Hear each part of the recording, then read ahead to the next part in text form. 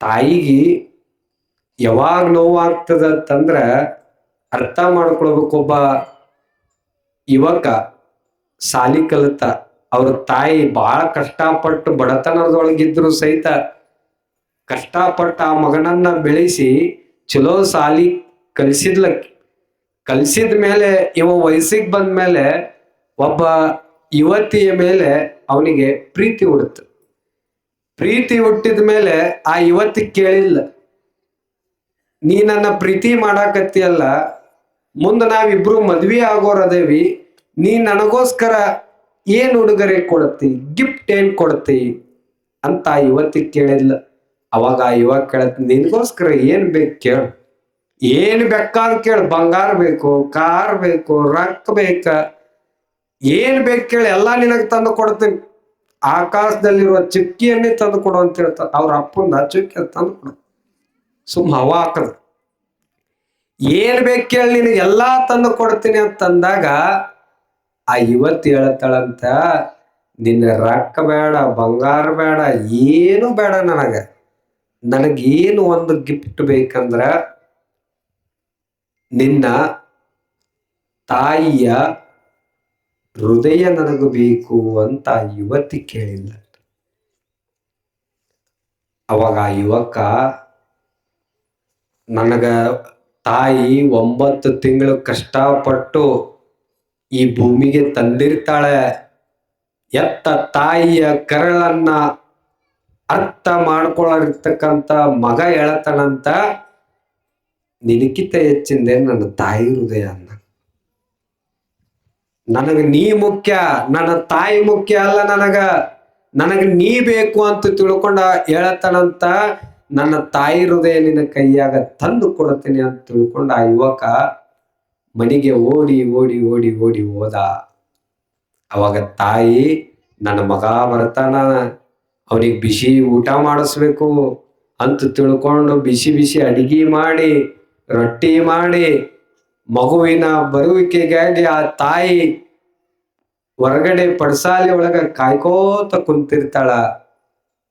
ಅಲ್ಲೇ ಕೂತಿರ್ತಕ್ಕಂಥ ತಾಯಿಗೆ ನಿದ್ದೆ ತಲ್ಲೇ ಮಲ್ಕೊಂಡಿರ್ತಾಳ.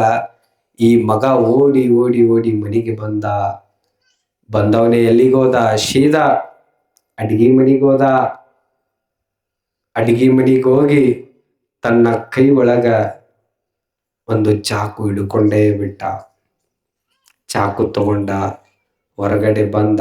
ತಾಯಿ ಮಲ್ಕೊಂಡಿರ್ತಕ್ಕಂಥ ತಾಯಿಗೆ ಆ ಚಾಕು ತಗೊಂಡು ಆ ತಾಯಿ ಹೃದಯಕ್ಕೆ ಚುಚ್ಚೇ ಬಿಟ್ಟ.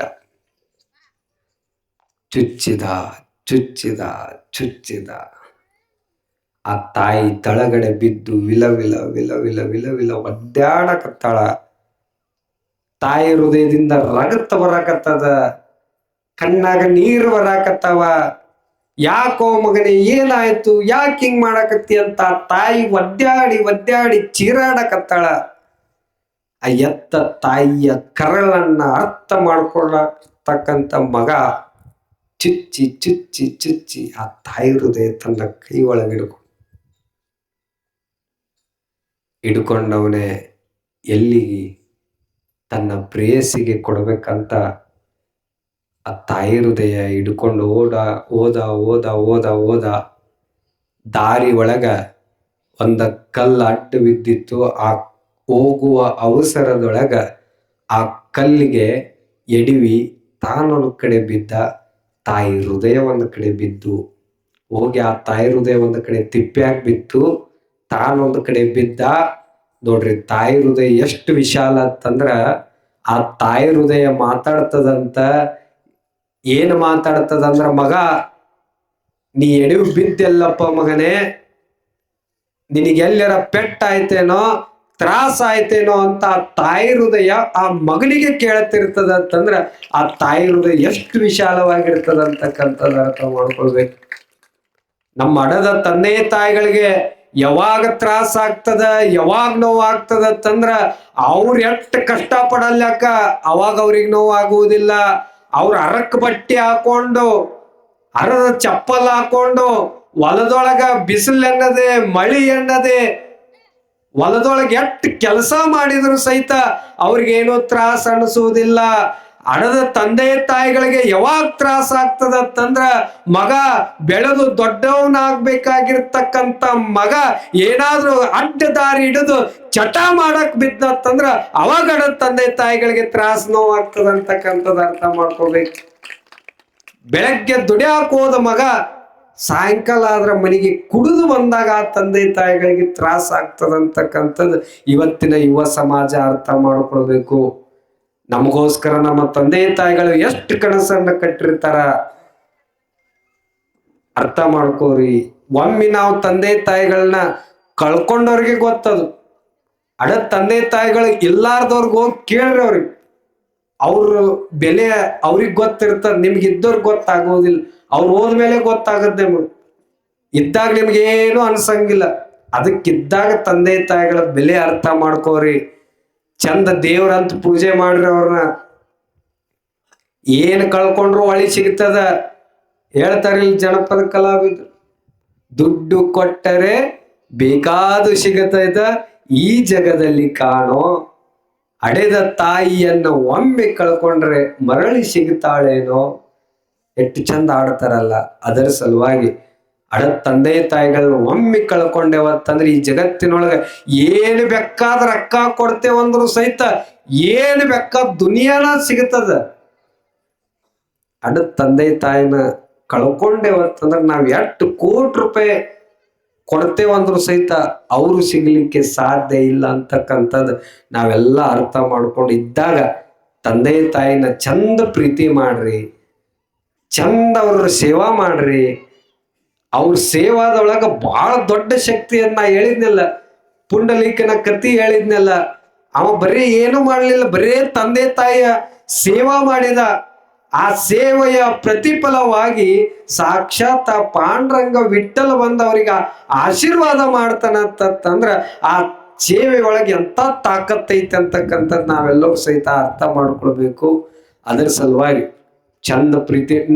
ಇವತ್ತೇನ್ರ ಇನ್ನೊಂದು ಹೇಳ್ತೇನೆ ನಿಮಗೆ, ಇವತ್ತಿನ ಮಕ್ಳು ಏನ್ರ ಅದ್ಗೆಡಾಕತ್ತವತ್ತಂದ್ರ ಅದಕ್ಕೆ ಕಾರಣನೂ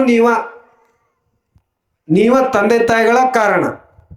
ಇವತ್ ನೀವೇನ್ ಮಾಡಾಕತ್ತೀರಿ, ಚಂದ ಅವರು ಇನ್ನೂ ವಯಸ್ಸಾಗಿರಂಗಿಲ್ಲ, ಸಣ್ಣ ವಯಸ್ಸಿನೊಳಗೆ ಏನ್ ಮಾಡಾಕತ್ತೀರಿ, ₹1,00,000 ಡೊನೇಷನ್ ಕೊಟ್ಟು ಹಾಸ್ಟೆಲ್ದೊಳಗೆ ಇಡಾಕತ್ತೀರಿ.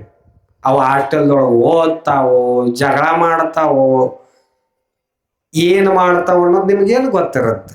ನೀವು ಆರಾಮ್ ಓದಾಕತ್ತ ಮನ್ಯಾಗಿದ್ರೆ ಕಿರಿಕಿರಿ ತಪ್ತಾವನು ಅಲ್ಯಾರ ಅದನ್ನ. ಅವ್ರಿಗೆ ನೀವು ಸಣ್ಣವರಿದ್ದಾಗ ಏನ್ ಮಾಡ್ತೀರಿ, ಅವ್ರನ್ನ ಹೋಗಿ ₹1,00,000 ಕೊಟ್ಟು ಅವ್ರನ್ನ ಹಾಸ್ಟೆಲ್ದೊಳಗೆ ನೀವು ತುರುಕ್ತೀರಿ. ಅವ್ರ ಮುಂದೆ ದೊಡ್ಡವ್ರು ಆಗ್ತಾರ. ಅವರು ದೊಡ್ಡವ್ರು ಆದ್ಮ್ಯಾಗ ₹1,00,000 ಕೊಟ್ಟು ನಿಮ್ನ ವೃದ್ಧಾಶ್ರಮಕ್ಕೆ ಸೇರಿಸ್ತಾವ. ಇಷ್ಟ. ನೀವು ಸಣ್ಣವರಿದ್ದಾಗ ಅವ್ರನ್ನ ನೀವು ದೂರ ಇಡ್ತೀರಿ, ದೊಡ್ಡವ್ರ ಆದ್ಮ್ಯಾಗ ಅವ್ರ ನಿಮ್ನ ದೂರ ಇಡ್ತಾರ. ಇಷ್ಟ ವ್ಯತ್ಯಾಸ. ಯಾರ ತಪ್ಪ ನೀವ ಅರ್ಥ ಮಾಡ್ಕೋ. ಅವ್ರಿಗೆ ಬೆಲೆ ನೀವು ದೂರ ಇಟ್ರಿ ಅಂದ್ರೆ ಏನ್ ಮಾಡ್ತಾ, ತಂದೆ ತಾಯಿಗಳ ಬೆಲೆ ಗೊತ್ತಿರಲ್ಲ, ಅವ್ರಿಗೆ ಗೊತ್ತಾಗೋದಿಲ್ಲ. ಇಡ್ರಿ, ದೊಡ್ಡ ಸಾಲಿಗೆ ಸೇರಿಸ್ರಿ, ಚಲೋ ಶಿಕ್ಷಣ ಕೊಡಸ್ರಿ, ಬೇಡ ಅನ್ನೋದಿಲ್ಲ. ಆದ್ರ ಸಣ್ಣ ವಯಸ್ಸಿನೊಳಗ ಆ ಮಕ್ಕಳನ್ನ ನಿಮ್ಮ ಹತ್ರನ ಇಟ್ಕೊಳ್ಬೇಕು. ನಿಮ್ಮ ಹತ್ರನ ಇಟ್ಕೊಂಡು ಆ ಸಂಸ್ಕಾರವನ್ನು ಕಲಿಸ್ಬೇಕು. ಹದಿಹರಿಯದ ವಯಸ್ಸು ಎಷ್ಟು? ಹದಿಹರಿಯದ ವಯಸ್ಸಂದ್ರೆ ಎಷ್ಟು ಹೇಳಿನೇ ಇಲ್ಲ. 18 ವಯಸ್ಸಾಗುವವರೆಗೂ ಸಹಿತ ಆ ಮಕ್ಕಳನ್ನ ನಿಮ್ಮ ಹತ್ರನ ಇಟ್ಕೊಂಡು ಸಂಸ್ಕಾರವನ್ನು ಕೊಡಬೇಕು. 18 ವಯಸ್ಸಾದ್ಮೇಲೆ ಅವ್ರಿಗೆಲ್ಲ ತಿಳುವಳಿಕೆ ಬಂದಿರ್ತದ. ಈ ಸಮಾಜದೊಳಗೆ ಹೆಂಗ್ ಬದುಕಬೇಕು, ಹೆಂಗಿರ್ಬೇಕು, ಯಾರ ಜೋಡಿ ಹೆಂಗಿರ್ಬೇಕು ಅನ್ನೋದು ಅವ್ರಿಗೆ ತಿಳುವಳಿಕೆ ಬಂದಿರ್ತದ. ಅವಾಗ ಅವ್ರನ್ನ ಅಲ್ಲಿ ಹೋಗಿ ಬಿಡ್ರಿ. ಅಂದ್ರ ಆ ಮಕ್ಕಳು ಉತ್ತಮವಾದ ಮಕ್ಕಳು, ಜಗತ್ತು ಬೆಳಗುವಂತ ಮಕ್ಕಳು ಅವರು ಆಗ್ತಾರ ಅಂತಕ್ಕಂಥದ್ದು ನೀವೆಲ್ಲ ಅರ್ಥ ಮಾಡ್ಕೋ. ಇಲ್ಲ, ಸಣ್ಣವ್ರಿದ್ದಾಗ ನೀವು ಹಾಸ್ಟೆಲ್ದೊಳಗೆ ಬಿಟ್ರಿ ಅಂತಂದ್ರ ಆ ಮಕ್ಕಳು ಅಕ್ಷರ ಕಲಿತಾವ್, ಚಲೋ ಅಕ್ಷರ ಕಲಿತಾವ್, ಚಲೋ ಪರ್ಸೆಂಟೇಜ್ ತಗೋತಾವ್. ನೀವ್ ಎಷ್ಟ್ ಬೇಕಂತೀರ 90% ತೆಗಿತಾವ್. ಅದ ಸಂಸ್ಕಾರ. ಅದ್ರೊಳಗ್ ಫೇಲ್. ಪೇಪರ್ದೊಳಗ್ ಪಾಸ್, ಸಂಸ್ಕಾರದೊಳಗ್ ಫೇಲ್. ಅದನ್ನ ತಗೊಂಡು ಏನ್ ಮಾಡೋ, ಆ ಪರ್ಸೆಂಟೇಜ್ ಮುಂದಿನ ಅಭ್ಯಾಸ ಕಟ್ಟ ಯೂಸ್ ಅವ. ಈಗ ಹತ್ತೈತೆ SSLC ಎಕ್ಸಾಮ್ ಮುಗಿಸ್ಯಾರ ಅಂತಂದ್ರ ಅದ್ರ ರಿಸಲ್ಟ್ ಎದಕ್ ಯೂಸ್, ಮುಂದ್ PUC ಅಡ್ಮಿಷನ್ ಆಗ್ಬೇಕ, ಅದ ಕಟ್ಟ ಯೂಸ್ ಅದ. PUC ಮುಗಿತ್ತಂದ್ರ ಮುಂದೆ ಡಿಗ್ರಿ ತಗೋಬೇಕ, ಅದ ಕಟ್ಟ ಯೂಸ್ ಅದ. ಆದ್ರ ಸಂಸ್ಕಾರ, ಅಕ್ಷರ ಕಲ್ತವ ಭ್ರಷ್ಟ ಆದ್ರೂ ಆಗ್ಬೋದು, ಆದ್ರ ಸಂಸ್ಕಾರ ಕಲ್ತವ ಎಂದಿಗೂ ಸಹಿತ ಭ್ರಷ್ಟ ಆಗ್ಲಿಕ್ಕೆ ಸಾಧ್ಯ ಇಲ್ಲ ಅಂತಕ್ಕಂಥದ್ದು ಅರ್ಥ ಮಾಡ್ಕೊ. ಮಕ್ಕಳು ಸಣ್ಣವರಿದ್ದಾಗ ಹೇಳ್ತಾವ, ಯವ್ವ ನನಗೆ ಆಟಿ ಸಾಮಾನು ಕೊಡಿಸು, ಬಟ್ಟಿ ಕೊಡಿಸು, ನನಗೆ ಗಾಡಿ ಕೊಡಿಸು, ಫೋನ್ ಕೊಡಿಸು. ಮಕ್ಳು ಅಳತಾವ. ಸಣ್ಣವ್ರಿದ್ದಾಗ ನೀವು ಅವ್ರಿಗೆ ಬೇಕಾಗಿದ್ದನ್ನ ಕೊಡಿಸ್ಲಿಕ್ಕಂದ್ರ ಆ ಕ್ಷಣ ಮಾತ್ರ ಅಷ್ಟ ಅಳ್ತಾರ. ಆದ್ರ ಮಕ್ಕಳಿಗೆ ನೀವು ಸಣ್ಣವ್ರಿದ್ದಾಗ ಸಂಸ್ಕಾರ ಕೊಡ್ಲಿಕ್ಕಂದ್ರ ಆ ಮಕ್ಕಳು ಸಾಯು ಮಠ ಅಳ್ತಾರ ಅಂತಕ್ಕಂಥ ಸತ್ಯ ಅರ್ಥ ಮಾಡ್ಕೊಂಡು.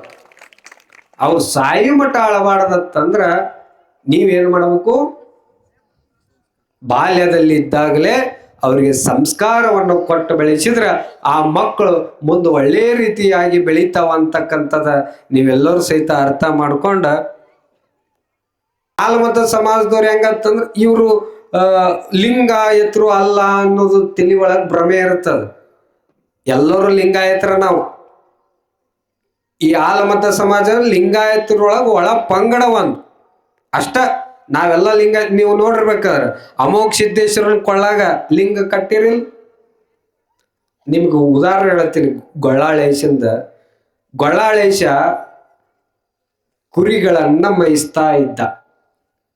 ಅವ ಅಷ್ಟು ಜ್ಞಾನಿ ಅಲ್ಲ, ಸುಮ್ಮ ಕುರಿಗಳನ್ನು ಮೇಯಿಸ್ಕೋತ ತಮ್ಮ ಸಣ್ಣ ಒಂದು ಪುಟ್ಟ ಗ್ರಾಮದೊಳಗ ಜನಿಸಿರ್ತಕ್ಕಂಥ ಒಬ್ಬ ಮುಗ್ಧ ಭಕ್ತ ಅವ ಗೊಳ್ಳಾಳೇಶ. ಅವಾಗ ಏನಾಗ್ತದಂತಂದ್ರೆ ಎಲ್ಲಾ ಜನರು ಸಹಿತ ಶ್ರೀಶೈಲಕ್ಕೆ ಪಾದಯಾತ್ರೆ ಹೋಗ್ತಿರ್ತಾರೆ. ಪಾದಯಾತ್ರೆ ಹೋಗುವಂತ ಸಂದರ್ಭದೊಳಗೆ ಗೊಳ್ಳಾಳೇಶಿಗೆ ಒಂದು ಆಸೆ ಹುಟ್ಟುತ್ತದ.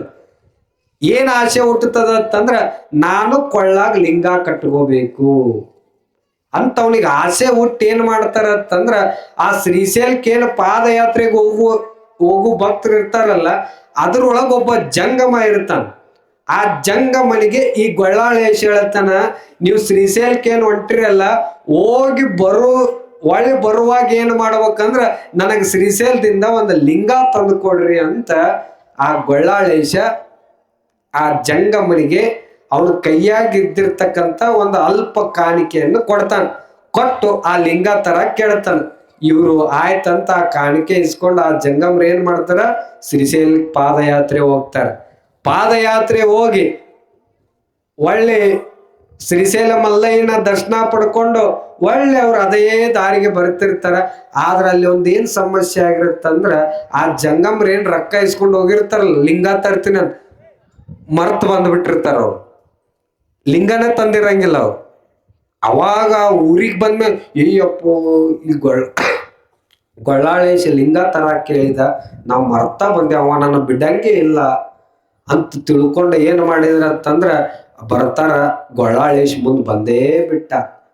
ಕೇಳಿದ, ಲಿಂಗ ಎಲ್ಲೈತ್ರಿ ಸ್ವಾಮಿಗಳ, ನಾ ನಿಮ್ಗೆ ಕಾಣಿಕೆ ಕೊಟ್ಟಿದ್ಯಾ, ಶ್ರೀಶೈಲಕ್ಕೆ ಹೋಗಿ ಬಂದಿರಿ, ಲಿಂಗ ಎಲ್ಲೈತಿ, ಮೊದಲ್ ನನ್ ಕೈಯಾಗ ಲಿಂಗ ಕೊಡ್ರಿ ಅಂತಂದಾಗ ಅವ್ರು ಗಡ ಗಡ ಗಡ ಗಡ ನಡಗಾಕತ್ತಿದ್ರು. ಅವ್ರ ಭಕ್ತಿ ನೋಡಿ ನಡಗಾಕತ್ತಿದ್ರು. ಇವ್ಗ್ ಲಿಂಗ ಇಲ್ಲ ಅಂದೇವಂದ್ರ ನಮ್ಗೆ ಏನ್ರ ಮಾಡೇ ಬಿಡ್ತಾನೆ ಇವ, ಇವ್ನಿಗೆ ಏನ್ರ ಮಾಡ್ಬೇಕಂತ ತಿಳ್ಕೊಂಡ ಅವ್ರು ಏನ್ ಮಾಡಿದ್ರ ಅಂದ್ರ ಅವ್ನ್ ಗೊತ್ತಿದ್ದಿಲ್ಲ, ಮುಗ್ಧ ಭಕ್ತವ. ಇವ್ರು ಏನ್ ಮಾಡ್ತಾರಂತಂದ್ರ ಆ ಏನು ಆಡಿನ ಏನ ಕುರಿ ಇಕ್ಕಿರ್ತದಲ್ಲ, ಆ ಇಕ್ಕಿ ತಗೊಂಡ್ ಏನ್ ಮಾಡ್ತಾರ ಅಂದ್ರ ಇದ ಲಿಂಗ ಅಂತ ಅವ್ನ ಕೈಯಾಗ ಕೊಟ್ಟು ಬಿಡ್ತಾರ. ಅವನು ಭಕ್ತಿ ಅಂತದಂದ್ರ ಗೊಳ್ಳಾಳೇಶಂದು ಅದ ಲಿಂಗ ಅಂತ ತಿಳ್ಕೊಂಡ್ ಅವ ಏನ್ ಮಾಡ್ತಾನ ಅಂದ್ರೆ ಗೊಳ್ಳಾಳೇಶ ದಿನನಿತ್ಯವೂ ಸಹಿತ ಆ ಲಿಂಗ ಅಂತ ತಿಳ್ಕೊಂಡು ಅದನ್ನ ಲಿಂಗ ಪೂಜೆ ಮಾಡ್ಲಿಕ್ಕೆ ಪ್ರಾರಂಭ ಮಾಡ್ತಾನ. ಅದ್ರೊಳಗ ತನ್ಮಯ ಆಗ್ತಾನ. ಒಂದು ದಿನ ಏನಾಗ್ತದಂದ್ರ ಅವ್ರ ತಂದೆ ಬಂದ್ ಹೇಳ್ತಾನೆ, ಬರೇ ಪೂಜೆನೆ ಮಾಡ್ಕೊತ ಕುಂದ್ರಾಕತ್ತಿಯಲ್ಲ, ಅಲ್ಲಿ ಕೆಲ್ಸ ಮಾಡೋರು ಯಾರು, ಬಿಡು ಅದನ್ನ ಲಿಂಗ ತೆಗೆದು ಹೋಗಿ ಅಂತ ತಿಳ್ಕೊಂಡು ಅವ್ರು ಏನ್ ಮಾಡ್ತಾರ ಅಂತಂದ್ರ ಆ ಇಕ್ಕಿ ತಗೊಂಡು ಹೋಗಿ ಲಿಂಗ ಪೂಜೆ, ಇದು ಇಕ್ಕಲ್ಲ, ಇದು ಲಿಂಗ, ಗುರು ಕೊಟ್ಟಿರ್ತಕ್ಕಂಥ ಲಿಂಗ ಅದ, ಇದಕ್ಕೆ ಇಕ್ಕಿ ಅಡಬೇಡ ಅಂತ ತಿಳ್ಕೊಂಡು ಮತ್ತೆ ಲಿಂಗ ಪೂಜೆ ಮಾಡ್ಲಿಕ್ಕೆ ಪ್ರಾರಂಭ ಮಾಡ್ತಾನ. ಅವ್ರ ತಂದೆಗೆ ಸಿಟ್ಟು ಬಂದು ಏನ್ ಮಾಡ್ತಾನ ಅಂದ್ರ ಆ ಇಕ್ಕಿ ತಗೊಂಡು ಆ ಕಡೆ ಮೂಲ್ಯಾಗ ಹೋಗದು ಬಿಡ್ತಾನ, ತಿಪ್ಪ್ಯಾಗ ಹೋಗದು ಬಿಡ್ತಾನ. ಇವ್ ಗೊಳ್ಳಾಳ ಸಿಟ್ಟು ಬಂತು, ನನ್ನ ಲಿಂಗಪ್ಪನನ್ನ ತಗೊಂಡು ಮೂಲ್ಯಾಗ ಹೋಗಿತ್ಯ ಅಂತ ತಿಳ್ಕೊಂಡು ಏನ್ ಮಾಡ್ತಾನಂದ್ರ ತನ್ನ ಕೈ ಒಳಗಿರ್ತಕ್ಕಂತ ಒಂದು ಕೊಡ್ಲಿ ತಗೊಂಡು ತಂದೆಯ ರುಂಡವನ್ನ ತೆಗಿತಾನ. ಭಕ್ತಿ, ಅಷ್ಟು ಭಕ್ತಿ ಪರವಶನ ಆಗ್ಬಿಟ್ಟಿರ್ತಾನವ. ಏನೋ ಗೊತ್ತೇ ಇಲ್ಲ, ದೇವ್ರು ಲಿಂಗ ಅಷ್ಟ ಅವನಿಗೆ ಗೊತ್ತು. ಆ ಭಕ್ತಿ ಒಳಗ ತೆಗೆದು ಹೋಗದಿಕ್ ತಂದೆ ರುಂಡವನ್ನ ತೆಗೆದಿದ್ಕ ಅವನ ಭಕ್ತಿಗೆ ಮೆಚ್ಚಿ ಸಾಕ್ಷಾತ್ ಭಗವಂತ ಏನ ಆ ಇಕ್ಕಿ ಮೂಲ್ಯಾಗ ಬಿದ್ದಿತ್ತಲ್ಲ, ಆ ಇಕ್ಕಿ ಒಳಗ ಸಾಕ್ಷಾತ್ ಭಗವಂತನ ಸಾಕ್ಷಾತ್ಕಾರ ಆಗ್ತಾನಂತ. ಇಕ್ಕಿ ಒಳಗ ದೇವರ ಉದ್ಭವ ಆಗ್ತಾನ, ಸಾಕ್ಷಾತ್ ಶಿವನ ಉದ್ಭವ ಆಗಿ ಅವನ ಭಕ್ತಿಗೆ ಒಲಿದು ಮತ್ತ ಆ ತಂದೆ ರುಂಡವನ್ನು ಕೂಡಿಸಿ ಮತ್ತ ಅವನ ಕೈಯಾಗ ಲಿಂಗ ಕೊಟ್ಟು ಹೋಗ್ತಾನಂತ ಕುರುಬ ಗೊಳ್ಳಾಳೇಶನ ಇತಿಹಾಸದೊಳಗ ನಾವೆಲ್ಲ ಓದ್ತೇವೆ ನೋಡ್ರಿ. ಆಲಮತ ಸಮಾಜದೊಳಗ ಹುಟ್ಟಿದವಲ್ಲ, ಅವನು ಕೊಳ್ಳಾಗ ಅವನ ಬಗ್ಗೆ ಎಷ್ಟ ಲಿಂಗ ನಿಷ್ಠೆ ಇತ್ತು ನೋಡ್ರಿ ಅವನ್ಗ. ನಾವೆಲ್ಲ ಸಜ್ಜಲಗುಡ್ಡ ಶರಣಮ್ಮ ತಾಯಿಯ ಪುರಾಣವನ್ನ ಕೇಳ್ತೇವೆ. ಆಕಿ ತುರುವುದಾಗ ಇಟ್ಟುಕೊಂಡು ಲಿಂಗ ಪೂಜೆ ಮಾಡ್ತಿದ್ಲು. ಆ ಮಹಿಳೆ ಆಕಿನೂ ಆಲಮತ ಸಮಾಜದೊಳಗೆ ಹುಟ್ಟಿರ್ತಕ್ಕಂಥ ಮಹಿಳೆ. ಅದರ ಸಲುವಾಗಿ ಈ ಲಿಂಗಕ್ಕೆ ಯಾವ ಜಾತಿ ಮತ ಏನು